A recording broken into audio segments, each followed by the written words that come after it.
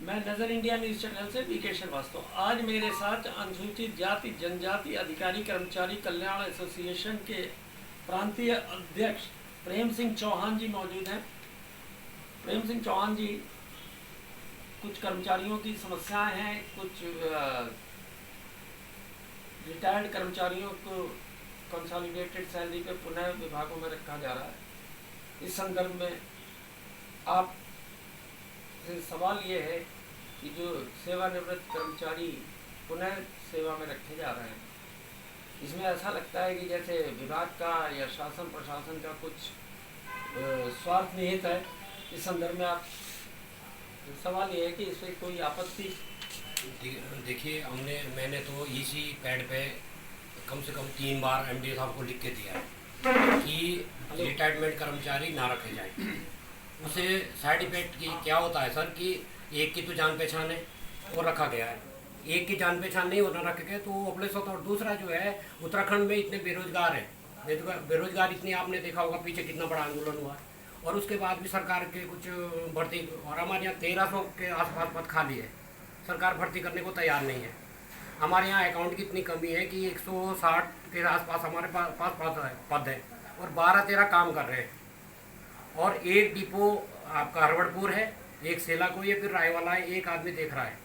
रायवाल और सेला कोई में कितना अंतर है, आपको 100 किलोमीटर का अंतर है। लेकिन बार बार ऐसा नहीं है कि हमारे मैनेजमेंट ने शासन को कई बार इसमें अवगत कराया, यहाँ से प्रस्ताव बना के भेजा, लेकिन शासन भर्ती करने की इच्छा में नहीं है। उत्तराखंड में ये हो गया कि विभागों को, जो ये निगम है, निगम को ऐसा छोड़ दिया जैसे इसका कोई, जैसे कहते हैं लावारिस, इनका कोई नहीं है, बिना माँ बाप के बच्चे। इस समय उत्तराखंड में जो भी निगम है उनको ऐसा सरकार ने फेंक दिया। एक चीज़ बताओ सर, डीए वाली बात है, निगम अपने उसे देता है, हम कमाते हैं तब शासन को भी देते हैं और अपने उसे खर्चे निकालते हैं, उनको तो नहीं दिया जाता डीए। लेकिन जो राज्य सरकार के कर्मचारियों को सरकार ने बजट देना है, वहाँ डीए पहले दे दिया जाता है। एक विरोध तो हमारा ये है कि एक साथ आदेश होना चाहिए राज्य सरकार के लिए भी और निगम कर्मचारियों के लिए भी। कई बार इसमें वार्ता हुई। और दूसरा, हमारे यहाँ 2 महाप्रबंधक थे, कुमाऊं मंडल, गढ़वाल मंडल, दोनों को यहाँ से फॉरेस्ट वापस पैक कर दिया गया, लेकिन उनके जगह नहीं है, कोई नहीं है महाप्रबंधक हमारे पास। उसे भी हमारा काम काफ़ी प्रभावित हो रहा है। उनकी जगह कोई कार्यकारी प्रबंधक तो नियुक्त किया गया? नहीं, वो कार्यकारी प्रबंधक है, लेकिन उनको अब जैसे मान लिया हमारे यहाँ आराम से होते हैं, उनको इतनी पावर नहीं है ना कि वो जीएम का काम देखें, उनके पास इतनी पावर नहीं है। वो तो आईएफएस जो चीफ आएगा वही उसको डील करेगा ना, वो तो चार्ज एक खाली खानापूर्ति कर रहे हैं। लेकिन अभी आपने थोड़ी देर पहले कहा कि जो सेवानिवृत्त कर्मचारी हैं उनमें से उन्हीं लोगों को दोबारा नौकरी पे कंसोलिडेटेड सैलरी पे रखा जाता है, जिनका या तो सोर्स है या उनसे प्रशासन या शासन या निगम के अधिकारियों का स्वार्थ है, उन्हीं कर्मचारियों को रखा जाता है, बाकी को नहीं कहा जाता। यहाँ पे यही हो रहा है, यहाँ पे शक्ल दे के रखे जा रहे हैं, अधिकारी भी रखे गए हैं, यहाँ सलाहकार रखे जा रहे हैं अधिकारी, और 40,000 रुपये तनख्वाह मिल रही है। हम 86 से लगे, हमारी 40,000 तनख्वाह अभी तक नहीं हुई, और उनको 40,000 रुपये तनख्वाह, जिसने 60 साल नौकरी कर ली उसके बाद फिर उसको सलाहकार में रख दिया गया है और 40,000 रुपये सैलरी दी जा रही है। और पिछली बार 4 रखे थे हमने, फिर आंदोलन करा यहाँ पे घेरा एमडी को, तब उन्होंने 4 में से हटा दिए। और ऐसे तो ये मुख्यालय में पकड़ में आ गया, लेकिन ऐसे अन्य जगह भी है, कुमाऊं में भी है सलाहकार, कोई कोर्ट सेल के नाम से सलाहकार है, कोई बनपीठ के नाम से सलाहकार है। ऐसे सलाहकार निगम में बहुत रखे गए।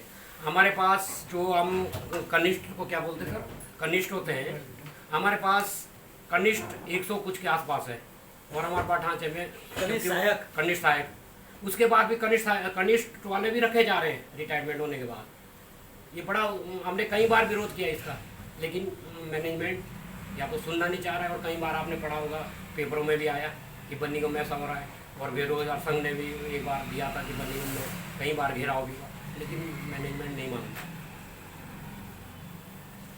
इस तरीके से तो आपके कहने का तात्पर्य ये है कि मैनेजमेंट और शासन की मिलीभगत से ऐसी प्रक्रिया प्रभाव में है। अभी तक कितने इसमेल की नियुक्तियां की गई हैं? इस समय हमारे पास आउटसोर्सिंग के कम से कम मेरे ख्याल से 100 के आसपास, 150 के आसपास होंगे। सेवानिवृत्त कर्मचारी कितने भर्ती किए? सेवानिवृत्त कर्मचारी कह रहा हूँ, 100 से ऊपर है। नहीं सेवानिवृत्त 100 से ऊपर है। और यहाँ के अन्य कर्मचारियों की भर्ती नहीं हुई? जो अन्य कर्मचारियों की भर्ती नहीं हुई है। हमारे पास 200 पद स्किलर के खाली है और 150 के आसपास अकाउंट के खाली है। और खैर वो तो चलो ऊपर वाले अधिकारियों के भी कुछ खाली है, जैसे एलो मोती भर्ती, एलो में एलो के पद भी खाली है। लेकिन 1300 के आसपास हमारे पास इस समय स्टाफ की कमी है। 2828 का हमारा ढांचा है और हमारे पास 1300 के आसपास इस समय मौजूद। ये विडम्बना ही कही जाएगी कि 1300 पद वन निगम में रिक्त हैं अधिकारियों और कर्मचारियों के, उसके बावजूद अभी तक शासन से लेकर सरकार तक खामोश है। ये खामोशी कब टूटेगी? कब वन निगम में कर्मचारियों की भर्ती होगी? जो सेवानिवृत्त कर्मचारियों की नियुक्तियों में तत्परता दिखाई जा रही है, जबकि रिक्त पदों पर भर्ती की प्रक्रिया अभी तक शुरू ही नहीं हो सकी है, जिसकी वजह से कि यहाँ का कार्य प्रभावित हो रहा है। 2-3 महाप्रबंधक नहीं है, उनकी जगह कार्यकारी महाप्रबंधक काम देख रहे हैं, जिनके अधिकार क्षेत्र सीमित हैं, अधिकारों का दायरा सीमित है। इन सब के बावजूद वन निगम की ओर सरकार का कोई ध्यान नहीं है। निगम को पूरी तरह लावारिस छोड़ दिया गया है। इस संदर्भ में मैं जानना चाहता हूँ कि आपके एसोसिएशन की तरफ से कोई कदम उठाया जा रहा है या महासंघ की ओर से कोई कदम उठाया जा रहा है या नहीं? देखिए, अगर इस वन निगम की बात करें, ये वन निगम मेरे ख्याल से हिंदुस्तान का, मैं हिंदुस्तान का बताता हूँ, पर उत्तराखंड का तो है ही, ऐसा एक निगम है जो प्रॉफिट वाला है। ये वन निगम शासन के लिए भी और कर्मचारियों के लिए भी हमेशा प्रॉफिट का रहा। और शासन को भी ऐसा नहीं है कि यहाँ से हमारे यहाँ मेरे ख्याल से 500 करोड़ के आसपास हमारा टर्नओवर है, जो हम 500 करोड़ तो हम शासन को देते हैं साल का।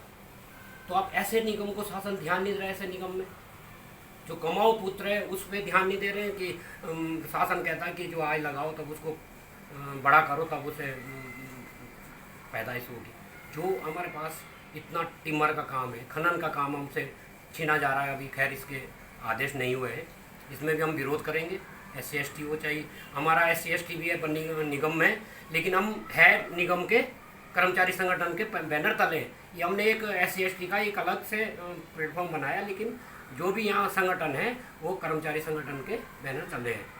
जब कोई ऐसी बात आएगी निगम हित में की बात वन निगम के उसमें कोई बात आएगी तो हम सब एक होंगे और हम इसके लिए आंदोलन करेंगे, चाहे हमको कहीं तक आंदोलन करना पड़े। धन्यवाद चौहान जी, आपने विस्तृत जानकारी दी विभाग में कर्मचारियों की कमी पर, और साथ में स्वार्थपूर्ण रवैया जो शासन और सरकार का है उसके लिए वन निगम को लावारिस छोड़ने के संदर्भ में आपने जो चर्चा की, उसके लिए मैं आपका धन्यवाद देता हूँ। मैं BK श्रीवास्तव, नज़र इंडिया न्यूज़ चैनल से, कैमरामैन